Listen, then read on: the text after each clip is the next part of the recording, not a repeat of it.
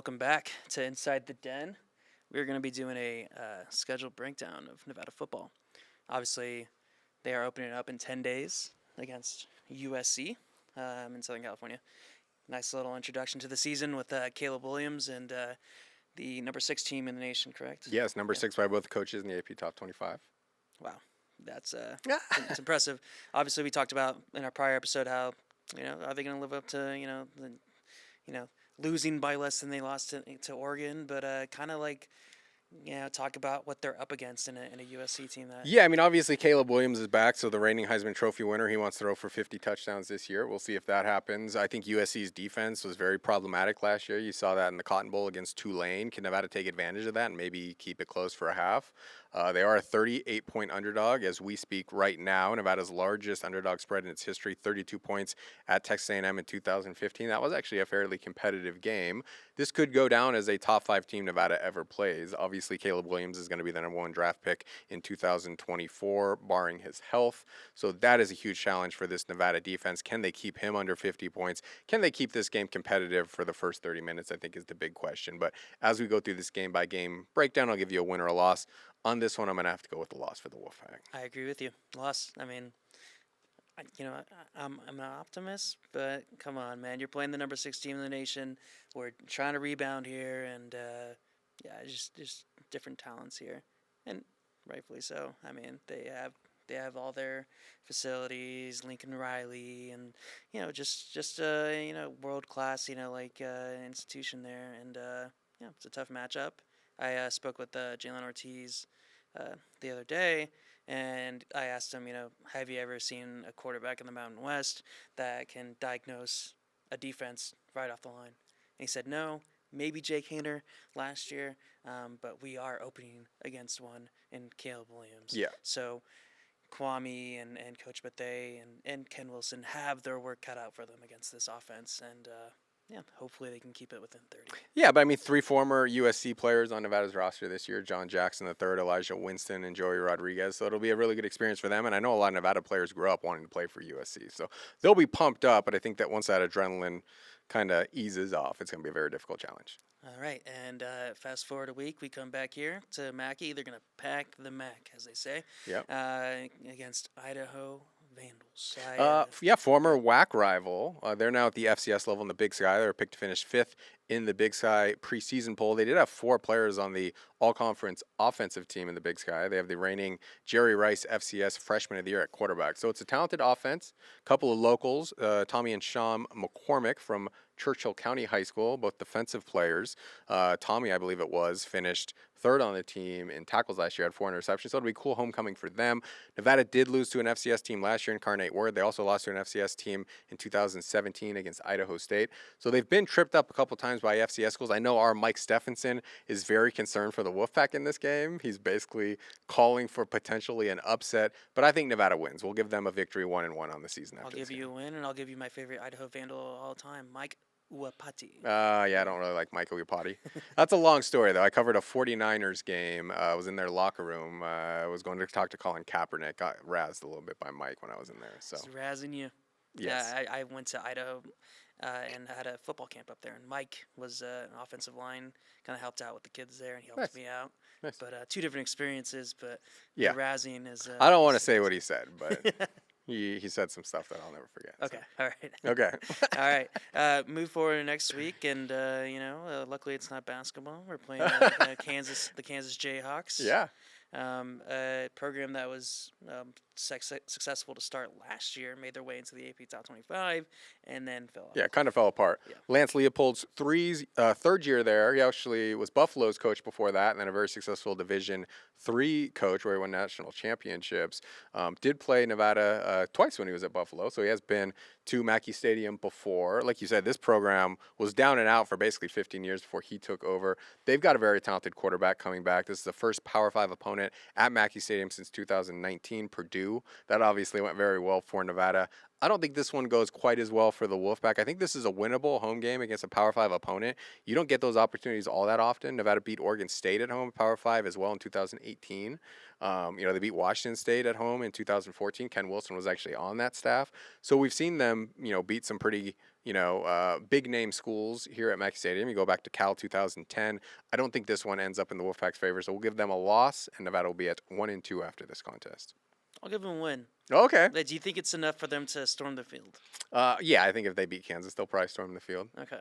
They did against Purdue. That was a different situation. Well, where is that 56-yard ranked, walk-off. It's like a bottom-tier Power 5 football team versus, an SEC team that has had some success. Like, does that top Vanderbilt? I think Nevada will Purdue, probably be like a 10-point underdog in the game. Yeah. So I think there's probably a storming of the field. Okay. We'll see. I'm all about it. Well, we might see. Good times. We've seen it in the basketball court. Yes. It's about time we see it in Mackey. Yeah. Come on, let's get the students out there, something to celebrate. I haven't seen them tear down the goalposts, but that's never happened to my knowledge. That'd be costly. That'd be don't if you do rush the field, do not tear down the goalposts. Yeah, I'm not advocating for it. Yeah. But the imagery would be kind of cool. I think the last rushing was the Purdue game. Yeah. That was very dramatic with the 56-yard field goal to win the game by Brandon Talton. But, I think you beat a power conference team at home down 10-point underdog-ish. I think, might as well get on the field. No, like in a world where tearing down goalposts wasn't frowned upon, what kind of game would that entail? Like, would a USC victory probably entail that? Like, not much. Like, that's a Kansas victory, right? Yeah. It'd have to be like a national title, like hopeful. Yeah, if they beat USC and you're out there, a Wolfpack fan on the road, I'd rush the field. I don't know what the policies are over there in the Pac-12, but yeah, if that happens, I think it's warranted as a 30-point underdog. Probably like the couple hundred fans that travel there. Yeah. Really make an impact. There you go. All right. Fast forward another week, we are playing Texas State, and that is actually we played them last year, beat them handily in week 1 of the college football season, and they actually added a coach that we lost to the next week. Yeah, what is it, G.J. Kenny? Correct. Yeah, so Incarnate Word was a Final Four team in the FCS playoffs last year, went to Texas State, a program that hasn't been in a bowl in a decade. I don't think they've been above 4 wins in a decade as well. So it's a really cool stadium. I've been there before. Nevada played there in 2012, kind of perfect for that level. Nevada would probably wish they had that exact stadium. I do think offensively they should be pretty strong. G.J. Kenny is very good in terms of being an offensive coach. I think Nevada does go on the road and win this one. They didn't have a lot of success on the road last season. They won just 1 game on the road out of their 6 tries. That was the week 0 game against New Mexico State, and they honestly didn't play all that well in that game either. So it's a challenge as you're building a program to win on the road, but I do think Nevada goes and gets the Bobcats over there in San Marcos, so I'll put the Wolfpack at 2-2 after this game. There you go. I got a win as well on that one. I like G.J. Kenny. I like the scheme that he brings, but I'm not sure how fast he can turn that program around. Yeah. So Nevada should have the upper hand. But again, humidity can play a factor in this game, as it is very hot in that part of southeast Texas in September. So, all right. Next week we jump to Fresno State, a team that had much success during the Jake Haener era, and they beat Nevada handily last year. But you have to imagine that this Bulldog team has had some turnover with some departures of talented players. Yeah, definitely a lot of talent lost on offense. You have Jake Haener, you have Jordan Mims, you have Jalen Moreno-Cropper, you have Nico Remigio. So you're talking about 4 really good offensive players. Their defense should be very strong this year. I think it's good to get them earlier in the season as they're trying to figure out who their next quarterback is. They did have a transfer in from UCF. Logan Fife started some games for them last year as well. So I think the date helps Nevada. But I think the Wolfpack ends up losing this game. This has been a very fun rivalry over the years. I just feel like Coach Tedford's team a little bit more well-established at this point. So I'll put the Nevada Wolfpack at 2-3, 0-1 in the conference after the Fresno game. I'm with you. This is a tough matchup for sure. They're always ready to play. You could see it in their non-conference schedule.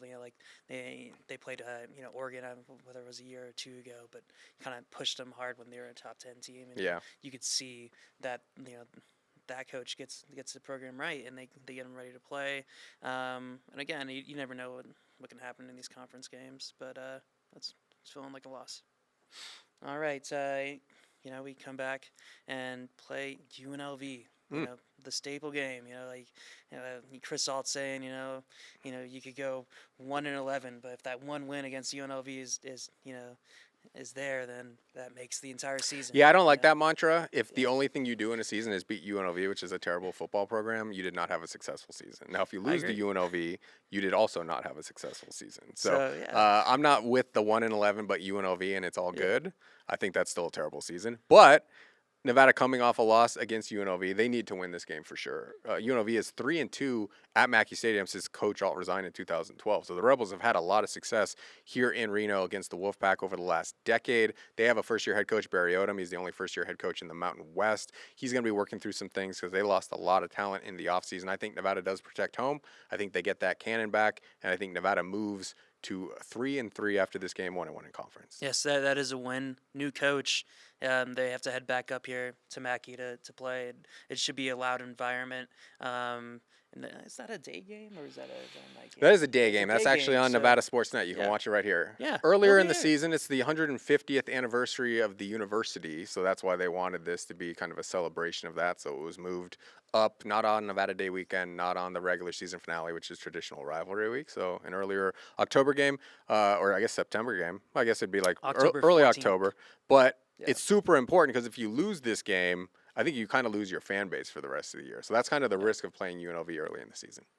It is a risk, but if you win, you got me back in, like Robert De Niro said. So like that'll be interesting, and I think Nevada gets it done. They were very close last year in Allegiant Stadium, and a tip pass away from really hauling that in and pulling out the victory in a bad season. But I could see them winning that game. Then in the next week Nevada comes back and plays San Diego State, and the Aztecs have always been a strong program in football. Maybe not like a complete juggernaut like a Boise State, but always competitive with solid players. Yeah, always great defense as well. And I think that'll be the same thing this year. I think they'll have a very strong defense. They have Jalen Maiden back. He was a safety turned cornerback last season. Actually began his career as a quarterback at Mississippi and went to San Diego State. They made him a safety, had to move him to quarterback, and he had a really successful game against Nevada last year. Very athletic kid. So Nevada's first trip to Snapdragon Stadium, that opened last year, the Aztecs' new home field. And I think San Diego State's defense wins this game for them. So I'll give the W to San Diego State. Nevada falls to 3-4 overall, 1-2 in the Mountain West after this game. Nevada has a win. San Diego State has been in the headlines for the wrong reasons. They're going to be straddled between are we going to Power 5 or are we in the Mountain West? There's too much distractions for them. So I think Nevada takes complete advantage because this program's been blindsided. They thought they were going to the Pac-12. Guess what? Pac-12 is no longer a thing. So you've got them at what right now? 5-2 right now? No. I have 2 more wins than you. So what's that? 5-3. 5-3. No, Okay. wait. Welcome back inside the den. Last we left off, we were talking. We had to figure out what was going on with the record prediction. I am currently at 5-2, so I'm really high on this team. There's some losses You're gonna end coming. up with Don't worry. end up with 10 wins when it's all I said and know, done. right? They're not Dude, losing this next game. I know that. That's fair. That's fair. They are playing New Mexico, a bottom dweller football team in the Mountain West. Should be an easy win for them. Yeah, they shared the basement, Nevada and New Mexico last year. The only two teams not to win a conference game. They both went 0-8. A little bit of a difference. It was Danny Gonzalez's third year in the program, so he's 7-24 overall. Actually lost his defensive coordinator Rocky Long, the former San Diego State head coach. Went to Syracuse. He was really his mentor all the way through the coaching ranks. So turnover on offensive coordinator, turnover on defensive coordinator. The last 2 seasons, New Mexico has averaged just 12.5 points per game on offense. They have not been able to score. Their defense has actually been pretty solid, but I don't think they do enough to win at Mackey Stadium. So I have Nevada winning this game, and I have them going to 4-4 overall, 2-2 in the Mountain West. Hey, Nevada Day weekend, big weekend in the area, and you gotta kind of. I wouldn't call it a walkover since we shared the basement, but it should be a nice win for the program. For me, 6-2. 6-2. You are what? I'm at 4-4. 4-4. 500. Not a bad outlook there. The next week we head over to, or Hawaii comes over to Nevada and plays. We lost to the Rainbow Warriors last year in Hawaii, and yeah, we'll rematch this week. Nevada's generally been very good against Hawaii at home. They've only lost twice, so 2-9 all-time Hawaii is in Reno. One of the losses was that Colt Brennan season. Colt Brennan barely played in that game, and Nevada barely lost that game. They actually had that game won until the very end when they lost on a game losing field goal. And then the 2019 season, Nevada loses 54-3 in a rain-soaked Mackey Stadium. That may have been the low point of the season, even though Nevada had lost to Oregon at Oregon by 71 points earlier in the year. So those are the only two times Nevada has lost at home to Hawaii. So I think it'll be a fun game because Timmy Chang, former Nevada assistant coach, will be coming back to Mackey Stadium. I think Nevada prevails in this one, given how important home court has been, home field in this case, and given that Hawaii is still rebuilding his program as well, Timmy Chang in his second season. So I have the Wolfpack winning back-to-back games for the first time this season. That would put him at 5-4 overall, 3-2 in the Mountain West. There you go. I'll take a loss here just because, I gave You got to too many even out wins. your number I now. have to even it out. I have to. Sorry, Pod. I can't give them 9-10 wins. That's probably far past the ceiling of this team. So Okay. I'll have them drop So one. you have them winning at San Diego State but losing at home to Hawaii? Yeah, Yeah, I mean, it it's might strange happen. things, Might happen. Okay. All right, and the Aggies, we go out to Utah for that next week. A tough place to play. That they constantly have fans there, and a solid football program that they've built with. Yeah, I mean, very solid football program. They won the Mountain West title 2 years ago. Last year, they took a step back, 6-7 overall. Another program has a new offensive coordinator, new defensive coordinator. Head coach Blake Anderson will actually be calling the plays on offense this year. He has made a bowl in 8 of his 9 seasons as a head coach, so he's a very good coach. I don't think Utah State's going to be super strong this year. They actually have another local product, Elko's Cooper Jones, a running back / punt returner on that team. Had to go to Butte College out of high school and then walked on at Utah State, now a scholarship kid, so that's a really fun story. I think Nevada's going to win one of its next 2. I'll put the loss on this one because of who Nevada is playing the week after this one. So I'm going to say Nevada ends up dropping this game, and they fall to, what would we have them at that point? 4-5. 4-5. Yes. I'll have it as a loss as well. It's a really tough place to play out there in Utah. It's it's November. It's gonna be cold, and obviously it gets cold here. But it's just a tough place to play, and I see him dropping it too. Okay. And then next week we fast forward to a little matchup, a little heated rivalry matchup. Of course, we remember last year against Colorado State with Norvell and Wilson kind of having this a heated exchange before the game, and quite the game, epic ending, game-winning field goal. Fans definitely remember that game, and there should be a little rivalry brewing here between Colorado State and Nevada with its history. Yeah, I think if Jay Norvell remains Colorado State's head coach, Nevada fans will always mark that one on the calendar. That will be one that they certainly want to win. Nevada gave that game away against the Rams last year. They should have won. They gave up 2 defensive touchdowns. Colorado State did not score an offensive point until the final play of the game, a field goal, and they had actually missed the field goal the play before, but there was a running into the kicker. So, like I said, Nevada gave that game away. I think Colorado State's going to be much improved. They have, to me, the best player in the Mountain West, Torrey Horton, who began his career at Nevada. Clay Millen, a quarterback, began his career at Nevada, 4-star recruit. I think he'll be much better in his second year as a starter. Their starting running back, Avery Moreau, also a Nevada guy. Jacob Gardner, one of their captains, an offensive lineman, also a Nevada guy. So there's still quite a bit of blood from Nevada on that sideline. So I think it's still going to be very tense. And I do think Nevada wins one of its 2 road games at Utah State and Colorado State. Since I picked the loss at Utah State, I will give them a win at Colorado State, maybe get a little bit of revenge from last year's loss against the Rams. I like the revenge factor as well. Nevada definitely outplayed the Rams last year at Mackey. Just some sloppy play, and Torrey Horton kind of took over that game last year. But I like them going out to Fort Collins. Is this the first year with their new stadium, or is this their? Oh, no, they've had that stadium for a while. I've been years? to that stadium. I Yeah. think 2017 I visited Okay. it. Canvas Solid Stadium. facility. Yeah, very nice. Yeah. They got the new Belgium porch since that beer company is based out Oh. there in Fort Collins. So super nice stadium. I think 42,000 capacity. They haven't really filled it. Their attendance has been okay, but they haven't really had great teams since the stadium was built. That's why they wanted Jay Norvell, was to get excitement and get people into that stadium. They went 3-9 last year, just like he did in his first year at Nevada. So they're trying to springboard forward, just like Nevada's trying to springboard forward. definitely. So that I have him after that 7 wins. You have him at. I would have 5 him and at 5. 6 wins at this Oh, point. 6 and 5. 5. Yes. And lastly, the last game of the year, Wyoming and Nevada. Yeah, at home for Nevada, so that's a plus. Yeah. Wyoming, a very physical team. They can run the ball. They can play defense. That's always been their bedrock under Craig Bull, who won a couple of national championships, 3 at North Dakota State.